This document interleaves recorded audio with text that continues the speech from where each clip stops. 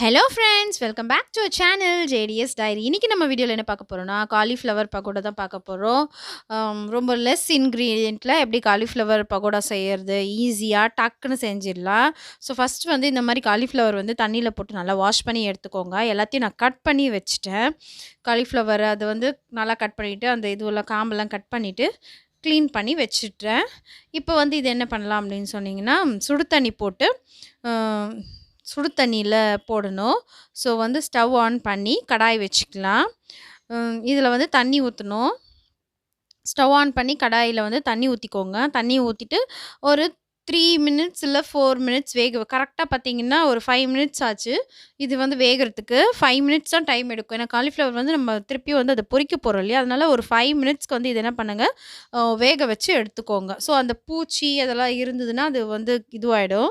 அதனால இந்த மாதிரி ஆல்ரெடி அலசியாச்சு நல்லா. இருந்தாலும் அந்த பூச்சி வந்து சிலதில வந்து ஒட்டிட்டுருக்கும். அதெல்லாம் போகணும்னா, இந்த மாதிரி நம்ம சுடு தண்ணீல கொஞ்சமா மஞ்சள் தூள் ஆட் பண்ணி, தண்ணி கொஞ்சமா ஊத்தி நல்லா கொதிக்க வைக்கலாம். அந்த கொதிக்கும்போது அது வெந்துடும். ஸோ வெந்துடும். ஸோ அது பாருங்க. இப்போ வந்து இதில கொஞ்சம் மஞ்சள் தூள் ஆட் பண்ணிக்கலாம். இது வந்து நல்லா கொதிக்கணும். கொதிச்சு ஒரு 5 மினிட்ஸ் கரெக்ட்டா பார்த்தீங்கன்னா 5 மினிட்ஸ் ஆச்சு இது வேகறதுக்கு. இது வெந்ததுக்கப்புறம் நம்ம மசாலாலாம் ரெடி பண்ணி வச்சுக்கலாம். ஓகேங்களா? இப்போ வந்து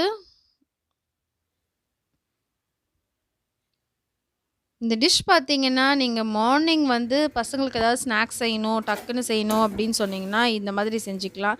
நைட்டே கூட இத வந்து நம்ப கிளீன் பண்ணி வச்சுட்டு, அதுக்கப்புறமா இந்த மாதிரி வேக வச்சு ஒரு 5 மினிட்ஸ் தான் ஆகும். சைட்ல வேக வச்சு எடுத்துக்கலாம். இப்ப வேக வச்சு எடுத்தாச்சு. மஞ்சள் தூள் போட்டு வேக வச்சிருக்கோம் இல்லையா? அதனால மஞ்சளா நல்லா இருக்கு பாருங்க. இப்போ வந்து கார்ன்ஃப்ளவர் மாவு. கொஞ்சமா கார்ன்ஃப்ளவர் மாவு போட்டுக்கிறேன். இது வந்து பார்த்தீங்கன்னா, ஒரு 2 ஸ்பூன் அளவு இருக்கும் கார்ன்ஃப்ளவர் மாவு. 2 ஸ்பூன் இல்ல 3 ஸ்பூன் அந்த மாதிரி உங்களுக்கு எவ்வளோ மசாலா தேவையோ, அந்த அளவுக்கு நீங்க வந்து கார்ன்ஃப்ளவர் மாவு எடுத்துக்கோங்க. கார்ன்ஃப்ளவர் மாவு.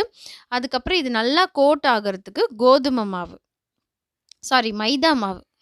மைதா மாவு வந்து நல்லா வந்து அந்த என்ன சொல்றது? மசாலாலாம் வந்து கோட் ஆகுறதுக்கு இந்த மைதா மாவு வந்து நல்லா யூஸ்ஃபுல்லா இருக்கு. ஸோ மைதா மாவு, கார்ன்ஃப்ளவர் மாவு, மைதா மாவு, அதுக்கப்புறம் கொஞ்சமா கரம் மசாலா. எல்லாமே வந்து 1 ஸ்பூன் அளவுக்கு இருக்கும். நம்மளுக்கு காரத்துக்கு ஏத்தா மாரி. கொஞ்சமா மல்லித்தூள், அதாவது தனியாத்தூள் கொஞ்சம். அதுக்கப்புறம் கொஞ்சமா மிளகாய் தூள், தனி மிளகாய் தூள் யூஸ் பண்ணுங்க. அதுக்கப்புறம் பார்த்தீங்கன்னா, கொஞ்சமா உப்பு சேர்த்துக்கலாம். கொஞ்சம் சால்ட் ஆட் பண்ணிக்கோங்க.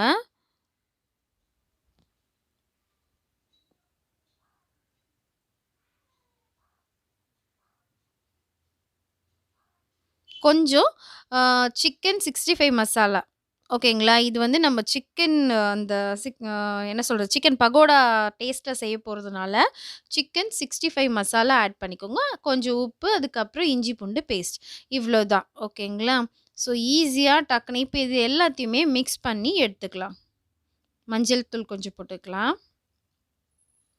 அதாவது சிக்கன் மசாலா 65 மசாலா இருக்கு இல்லையா? அது போடலாம். அப்பதான் வந்து அந்த சிக்கனோட டேஸ்ட் வரும். நல்லாயிருக்கும். சிக்கன் மாதிரி நம்ம காலிஃப்ளவர் பக்கோடா செஞ்சுக்கலாம். அதாவது சிக்கன் பிடிக்காதவங்க இந்த மாதிரி செஞ்சு சாப்பிட்டுக்கலாம். காலிஃப்ளவர் அந்த டேஸ்ட் வந்துரும். இதில வந்து நம்ம லைட்டா தயிர் ஊத்தி இப்போ வந்து தண்ணி வந்து ஃபுல்லா வந்து ட்ரை ஆயிடுச்சு. இதில நான் தண்ணி எல்லாம் ஊத்தல. ஆனா கொஞ்சம் தண்ணி ஊத்த போறேன் இப்போ. ஏன்னா வந்து என்கிட்ட தயிர் இல்லையா, அதனால நான் வந்து தண்ணி ஊத்திக்கிறேன். உங்ககிட்ட தயிர் இருந்தா கொஞ்சமா தயிர் ஆட் பண்ணிக்கோங்க. லைட்டா. ரொம்பலாம் இல்ல. இது கொஞ்சம் ட்ரையா இருக்கு. அதனால நான் வந்து கொஞ்சம் லைட்டா தண்ணி ஆட் பண்ணிக்கிறேன். இதிலயே தண்ணி இருக்கும் எப்பவுமே. ஆனா இப்போ வந்து சுத்தமா தண்ணி இல்ல. அதனால இதில வந்து கொஞ்சம் லைட்டா வந்து நானு தண்ணி ஆட் பண்ணி பெசஞ்சு, இதில கூட வந்து பார்த்தீங்கன்னா, கொஞ்சம் ரவ சேர்த்துக்கிறேன். கிறிஸ்பினஸ்க்காக ரவ அந்த தண்ணி கொஞ்சம் தெளிச்சு, நல்லா இத வந்து ஊற வச்சுட்டீங்கன்னா, ஒரு 5 மினிட்ஸ் கிட்ட ஊற வச்சுட்டீங்கன்னா, நல்லா கிரிஸ்பியா வந்துரும். 5 டூ 10 மினிட்ஸ் கூட ஊற வைங்க இத. ஓகேங்களா? அவ்வளோதாங்க. இப்ப இத வந்து நம்ம பொரிச்சு எடுத்துட்டோம்னா, இந்த காலிஃப்ளவர் பக்கோடா ரெடி ஆயிடும். ரொம்பவே சூப்பரான டேஸ்ட்டு. இது சிக்கன் பக்கோடா டேஸ்ட்ல இந்த காலிஃப்ளவர் பக்கோடா வந்து உங்களுக்கு ரெடி ஆயிடும். நல்ல மசாலாலாம் நல்லா கோட் ஆயிடுச்சு. ரொம்பவும் மாவு இல்ல. அ ரொம்ப மாவு இல்லாத மாதிரியும் இல்ல. அந்த மாதிரி இருக்கும். இப்ப நம்ம வந்து ஆயில் ஊத்திக்கலாம். கடாயில ஆயில் ஊத்தியாச்சு. பொரிக்கிற தேவையான அளவு ஆயில் ஊத்தியாச்சு. அண்ட் கடாய் வந்து ஆயிலும் ஹீட் ஆயிடுச்சு. இப்ப நம்ம இந்த காலிஃப்ளவர் பக்கோடாவ வந்து பொரிச்சு எடுத்துடலாம். ரொம்பவே டேஸ்டியா இருந்தது.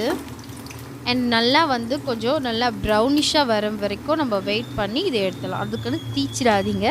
நல்லா ப்ரௌனிஷா வர வரைக்கும் வெயிட் பண்ணி எடுங்க. ரொம்பவே கிரிஸ்பியா இருந்தது. ஏன்னா நம்ம இதில ரவ சேர்த்துருக்கோம். ரவ இல்லன்னா உங்ககிட்ட அரிசி மாவு இருந்தா, அரிசி மாவு கூட சேர்த்துக்கோங்க. சிக்கன் பக்கோடா மாரி ரொம்பவே டேஸ்ட்டா இருந்ததுங்க. ஏன்னா நம்ம அந்த சிக்கன் 65 மசாலா சேர்த்ததுனால. அவ்வளோதாங்க. ஈஸியா, குயிக்கா ஒரு 15 மினிட்ஸ்ல நம்ம இந்த ரெசிபிய வந்து ஃபினிஷ் பண்ணிடலாம். And thank you so much for வாட்சிங் this video and thank you.